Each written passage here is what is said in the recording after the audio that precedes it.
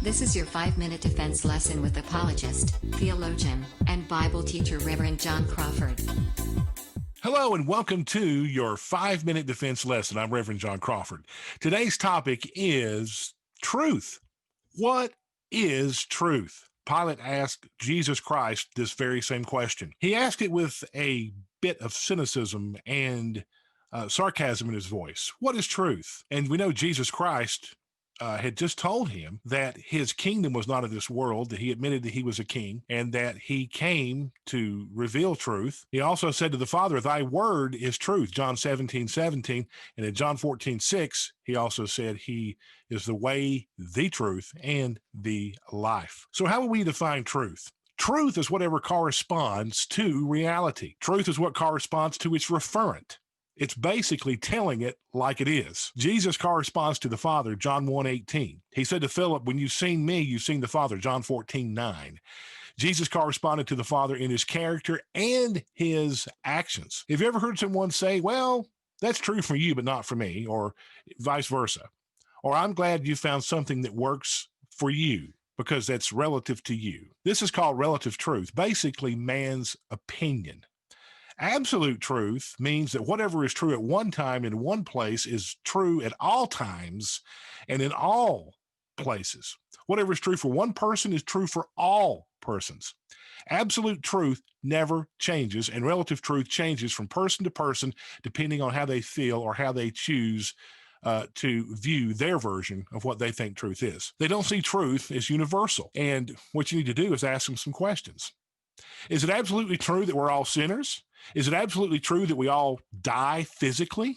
Is it absolutely true that we all have to pay taxes? There's a good one.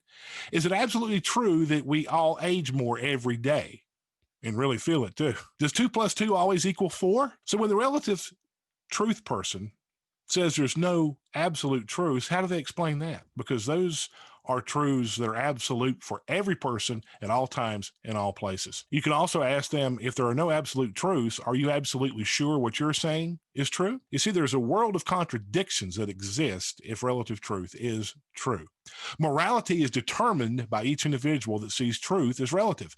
This would mean that morality is determined by the individual. Someone sees a certain sin, for example, as not being sin because to them, it's not sin. It's true that it's not sin to them, but maybe sin to God or sin to someone else, but it's not sin to them. Well, the Bible says, for all have sinned and fallen short of the glory of God.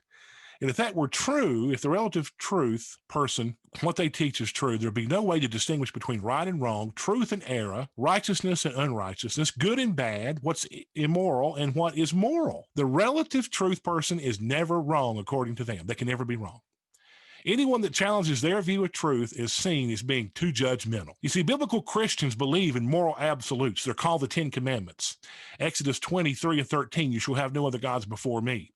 You shall not murder. You shall not commit adultery. All these are grounded on the moral God of the Bible as absolute truths. Others, such as moral relativists, base their behavior on whatever is right in their own eyes. Deuteronomy 12:8, Judges 17:6, 21:25.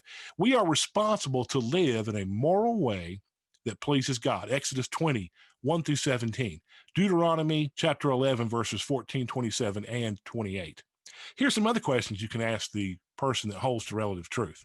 If my belief is only true for me, why isn't your belief only true for you? Aren't you saying that you want me to believe the same thing you do? Would that not be considered a universal or absolute truth if you want everyone universally to believe what you do? You say that no belief is true for everyone, but you want everyone to believe what you do. You're making universal claims that relative truth is true and absolute truth is false. Theologian and Bible scholar and seminary professor Ron Rhodes writes these words: you can be absolutely sure that absolute truth is real and that each of us will one day face the absolutely moral God of the universe to give an account for the way we responded to his absolute truth. There is absolute truth. Thank you for watching this video. If you have not yet subscribed, please do so. God bless you. I will see you on the next video.